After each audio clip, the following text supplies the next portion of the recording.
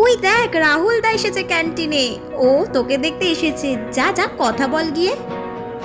কেন, এখন তো তোরা রিলেশনশিপে আছিস? হ্যাঁ, আমরা রিলেশনশিপে আছি, কিন্তু আমরা এখন এটাকে প্রাইভেট রাখতে চাই, বিকজ নজর লেগে যাবে রে। আচ্ছা, বুঝলাম।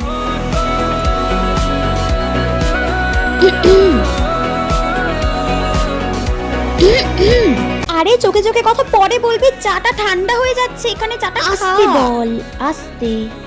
তুমি আমাকে এখানে কেন ডাকলে?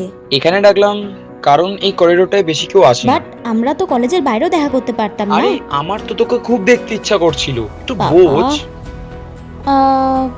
বাই দ্য ওয়ে, আমার না একটা ইচ্ছে ছিল, যেটা হচ্ছে আমি একটা সিনিয়রের সাথে প্রেম করব। তাই নাকি? বাট তখন তো পাত্তাই দিতিস না, আর বুঝেও বুঝতিস না। পাত্তাটা না দেওয়া না মেয়েদের রক্তে রয়েছে। I love you. জানি। কি রিপ্লাইটা দে। সবসময় কি রিপ্লাই পেতেই হবে নাকি? এগুলো ঠিক নয়, কিন্তু তুই এখনো আমাকে লাভ ইউ বলিসনি। সময় এলে ঠিক রিপ্লাই পেয়ে যাবে। এখন আসি, আমার ক্লাস রয়েছে। বাই।